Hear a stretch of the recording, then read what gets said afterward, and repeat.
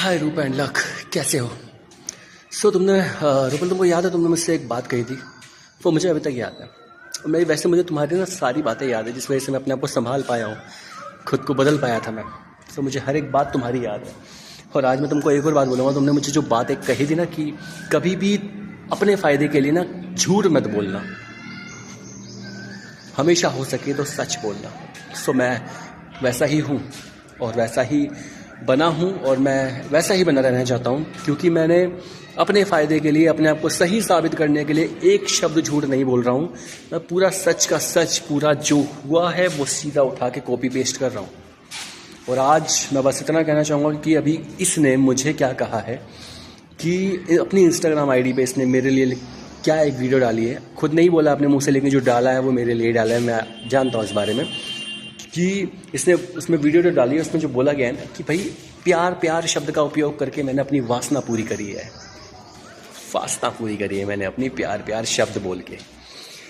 Oh my God, ठीक है, वासना, ठीक है, मैं वासना से भरा हूँ। मैंने वासना पूरी करने के लिए प्यार प्यार शब्द का इस्तेमाल किया इसके सामने। इसका कहना ये है।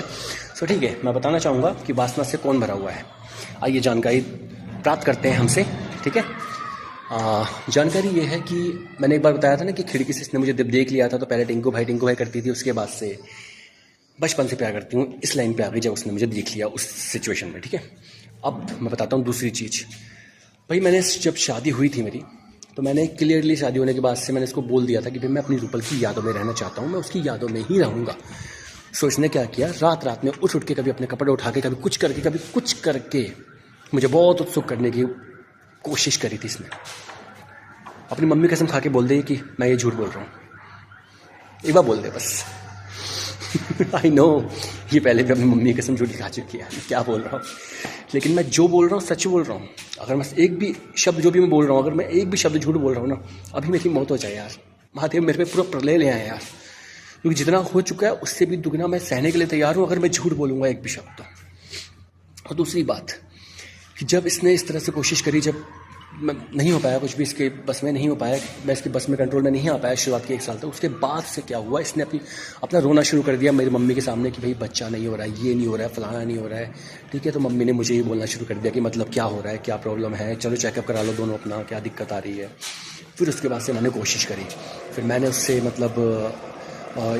इसने मुझे क्या किया, इसने मुझे फिर अलग अलग तरीके से जब कोशिश करी तो नहीं रुक पा रहा था बच्चा। तो उसके बाद से क्या किया इसने, इसने फिर क्या किया कि अलग अलग तरह से यूट्यूब पर अलग अलग वीडियो देख के अलग अलग तरीके से इसने मुझे कोशिश करी अलग अलग तरीके से कि इस तरह करना है। जैसे मैं ऑफिस से आता था रात में, अलग अलग तरीके से कि आज इस तरह से, शायद रुक जाए, नहीं रुक पा रहा था। उसके बाद से फिर थर्ड जो बात थी वो ये थी कि वासना एक्चुअली में, हाँ, वासना का स्वरूप मैं इसका एक अलग तरीके का दिखाता हूँ। अभी हाल ही की बात है, कुछ महीनों की बात है, आई थिंक पिछले साल की बात होगी। मैं अपनी बाइक की चाबी और अपनी बाइक की जो बुकलेट होती है ना, जो बाइक के साथ में जब हम खरीदते हैं बाइक, वो बुकलेट जो होती है ना, वो मैंने मांगी इससे कि भाई मेरे को दे दो, वहीं पे है तुम्हारे, उसमें रखी हुई है। उसने क्या बोला मुझे कि ठीक है, पहले आप एक बार मेरे संग करो तो मैं आपको बाइक की बुक दूंगी, ठीक है, और फिर दोबारा करोगे तो मैं आपको बुकलेट दूंगी बाइक की जो खरीदी थी। तो वासना से कौन भरा है, कोई जानकारी रहना चाहेगा? इसका तो मेरे पास सबूत है, रिकॉर्डिंग बकायदा ऑडियो में रिकॉर्डिंग है, मेरे पास कॉल पे बात हुई थी इस बारे में। तो इसने कहा था कि एक बार करो तो बुकलेट मिलेगी बाइक की, और एक बार करो तो बाइक की चाबी मिलेगी। लेकिन डुप्लीकेट चाबी जो है ना वहीं पे है बाइक की, 2 चाबी होती है ना, तो एक डुप्लीकेट वहीं पे है। तो उसने ये कहा था मुझे। तो वासना से कौन भरा है, सब लोग समझ सकते हैं, अगर समझदार तो होंगे ना, मेरे ख्याल से सब समझदार ही होंगे, राइट। आप समझदार बन के भी ना समझ वाली बातें करोगे ना तो मुझे अच्छा ही लगेगा। इसके घर में जब 10 महीने रहा, इसके घर में जब मैं 10 महीने रहा ये और मैं, तो उसके बाद से कई बार इसने अपनी मम्मी और भाई के सामने भी मेरे ऊपर चढ़ जाती थी, कभी गले मिल जाते थे, कभी कुछ करती थी, कभी कुछ करती थी। इसकी मम्मी भाई भी चिल्लाते थे इसके ऊपर, कि वो शर्म नहीं है बिल्कुल भी। कौन वासना से भरा था? मैं आज इसकी मम्मी और उसके भाई से पूछा ऐसा हुआ था कि नहीं। हो सकता है मेरी बेटी को बचाने के चक्कर में आज ये बोल देंगे कि ऐसा नहीं हुआ था, मुझे मालूम है, क्योंकि अपनी हर एक बात पे ये लोग चेंज हो रहे हैं, तुरंत चेंज हो रहे हैं। मुश्किल ये है कि ये लोग हाँ बोलेंगे, भाई अपनी बेटी को कोई क्यों ही फंसाना चाहेगा ना, क्योंकि ऑलरेडी वो खुद को इतना फंसा चुकी है, तो वो और क्यों फंसाना चाहेंगे अपनी बेटी को। और दूसरी बात, अब मैं बताता हूँ वासना किसे कहते हैं। वासना किसे कहते हैं? जो इसका भाई है ना, बड़ा भाई जो जेल में है इस टाइम, वासना बताता हूँ मैं। एक बार की बात है, जब नंदकिशोर भैया जो हमारे घर के सामने रहते हैं, वो जब भी गांव जाते थे तो हम लोगों को चाबी दे के जाते थे अपनी बीवी की सोने के लिए, मतलब यहाँ पे ध्यान रखना। तो मैं जब इनके घर में सोता था, तो एक बार की बात है, मैं शाम को बाहर चौखट पे बैठा हुआ था गेट के, इनके घर के। तो इसका बड़ा भाई आया मेरे पास, मेरे से पूछा अकेले सोता है क्या तू? मैंने कहा हाँ। तो कह रहा है चल ठीक है, मैं रात में लड़की लेके आता हूँ, दोनों भाई मजे करेंगे, दोनों भाई मजे करेंगे। और मैंने सीधा हाथ जोड़ दिया, भाई मैं नहीं, ऐसा काम नहीं करता, बात खत्म। वासना से कौन भरा भैया? मैं भरा हूँ ना, ठीक है। दूसरी बात बताते हैं। और दूसरी बात ये कि इसने एक बार मेरी सिस्टर को भी गलत शब्द का प्रयोग करके इसने बोला था, ठीक है। तो मैंने भी, सिस्टर तो मेरी नहीं सुन पाई, लेकिन मैंने इसके पिछाड़े पे एक लात खींच के मारी थी। जो लात खींच के मारी थी ना मैंने इसके पीछे, तो सीधा घर निकल गया था अपने ये, क्योंकि मेरी सिस्टर नहीं सुन पाई, मैंने सुन लिया था। मैंने सीधे इसके पिछाड़े पे लात मारी थी। वासना से कौन भरा है? मैं, ठीक है। तीसरी बात, हमारी गली में मतलब जब मैं अभिनंदन भैया की चौबतरा के पास खड़ा था एक बार, वहाँ पे भी इसने आके मुझे बोला, जब मेरी रूपल तुमसे और मेरी जब बातचीत शुरू चल चुकी थी, मतलब काफ़ी की शादी होने वाली, सबको पता लग चुका था आसपास में लोगों को गली में। तो इसने भी क्या किया कि कहाँ है वो, चलो हम भी मिल लेंगे, बेटा बेटा करके गले मिल लेंगे। तो मैंने सीधा इसको साफ एक बोल दिया था बात। भाई बड़ा था मेरे से उम्र में, इसलिए मैंने रिस्पेक्ट से इसको बोला, भाई देखो तुम्हारी बहन भी है घर में, तो कुछ भी बोल रहे हो ना तो सोच समझ के बोलना, फिर मैं बोलूँ तो बुरा नहीं लगना चाहिए। उसके बाद से इसने कुछ नहीं बोला, और उसके बाद से आइंदा से कभी भी इसने मुझे कुछ नहीं बोला। समझ गया ये कि भाई ये टेढ़ा होता जा रहा है, पहले की तरह नहीं है। मैंने साफ बोल दिया था उस टाइम पे इसको। तो वासना से कौन भरा है?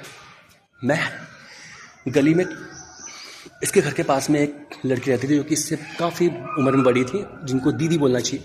दीदी को शायद कभी दीदी बोलता था, कभी नाम से बोलता था। उसको लेकर भी इसके मन में अलग चीज़ थी।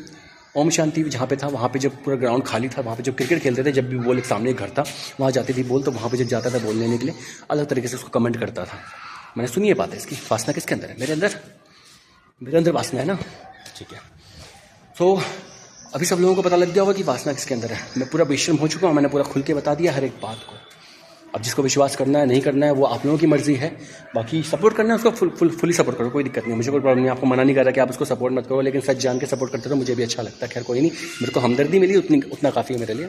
मैं अकेले ही सच के साथ, अपने महादेव के साथ, अपने महादेव के आशीर्वाद के साथ, मैं अपनी रूपल के साथ, मैं अपने लक के साथ, मैं पूरा सच के साथ खड़ा रहूँगा। देखता हूँ मुझे कौन हराता है, तुम सब, ठीक है। मैं अकेला देखता हूँ, मैं सच के साथ रहूँगा, तुम लोग उसका सपोर्ट करो। कई लोगों ने देखा था मुझे सब कुछ करते हुए, रोते हुए, सब कुछ, फिर भी इग्नोर कर दिया ना, ठीक है कोई नहीं, उन बातों को इग्नोर कर दिया, क्योंकि वो लड़की है, वो लेडीज़ है, तो उसका सपोर्ट तो करेंगे लोग। मैं हमेशा बोलता हूँ ना कि भाई अगर मैं गलत हूँ तो मुझे कोर्ट में ले जाओ, मेरे पे केस कर दो। मैं हमेशा बोलता हूँ ना, कई लोग सोचते होंगे कि मैं ऐसा क्यों बोलता हूँ।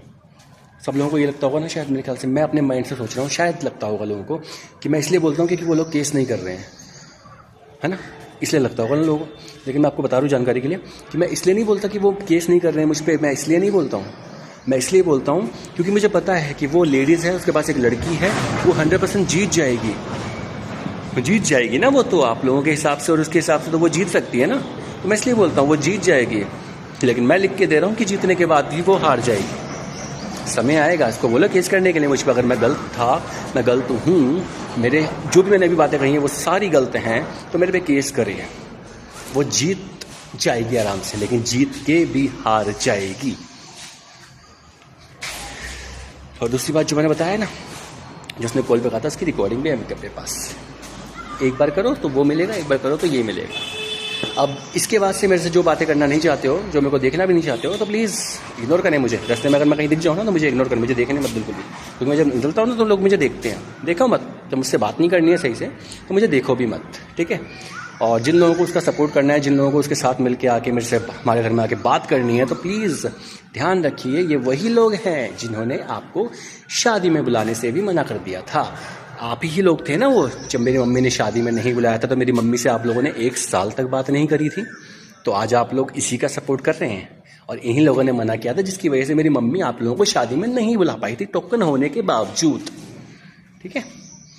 तो बाकी आपकी मर्जी, जैसी आपकी सोच। अब इससे ज़्यादा मैं कुछ नहीं बोल पाऊंगा, लेकिन हाँ, आने वाले समय में मैं और सच बताऊंगा, वक्त धीरे धीरे बताऊंगा, ठीक है। एक साथ बताने में ना हजम नहीं हो पाएगा, क्योंकि सच कड़वा होता है ना। ओके। बाय बाय रूपल, ध्यान रखना, एंड लक, ध्यान रखना अपना और मम्मी का। और मुझे महसूस हो रहा है और मैं तुम दोनों को कॉन्ग्रेचुलेशन बोलूँगा, रूपल खासतौर से तुमको कॉन्ग्रेचुलेशन बोलूँगा, क्योंकि मैं तुमसे दूर हूँ, मैं तुम्हें परेशान नहीं कर रहा, मैं तुमसे बात नहीं कर रहा, ना फ़ोन कर रहा, ना मैं मैसेज करता, ना मैं हमेशा हर तरफ से ब्लॉक हूँ, राइट। लेकिन मैं फिर भी तुम्हारे बारे में पूरी इन्फॉर्मेशन रखता हूँ। तो मुझे महसूस हुआ है, मुझे पता लगा है शायद कि तुमने कुछ नया शुरू किया है। मुझे बहुत ही अच्छा लगा ये जानकर, एंड कॉन्ग्रेचुलेशंस। तुम जो भी कर रहे हो वो सब कुछ अच्छा रहे। महादेव से मेरी प्रार्थना है कि तुम हमेशा खुश रहो, लक भी खुश रहे, तुम्हारी पूरी फैमिली खुश रहे, अच्छे से रहो तुम लोग बस। और मुझे इससे ज़्यादा कुछ नहीं चाहिए, क्योंकि तुम्हारी खुशी मेरे लिए इम्पोर्टेंट है। तुम मुझसे मेरी वजह से परेशान हो, मैं वो नहीं चाहता, लेकिन तुम खुश रहो, मैं वो चाहता हूँ यार, क्योंकि मुझे उस चीज़ से बहुत ही खुशी ज़्यादा मिलेगी। क्योंकि तुम खुश तो मैं खुश, और मैं खुश तो मेरी गाड़ी जो है ना वो पटरी पे चलेगी, राइट। वो खिलाऊंगा नहीं मैं, ओके। तो ध्यान रखना अपना और लग का, हंसते रहना, मुस्कुराते रहना। ज़िंदगी में जिंदा हूँ, जब तक लोगों ने मुझे ज़िंदा रखा है तब तक मैं हूँ, और जब तक रहूँगा तब तक मैं खुश रहूँगा तुम्हारी यादों के साथ। तो प्लीज़ कीप स्माइलिंग, हंसते रहो, okay. Love you, bye, take care.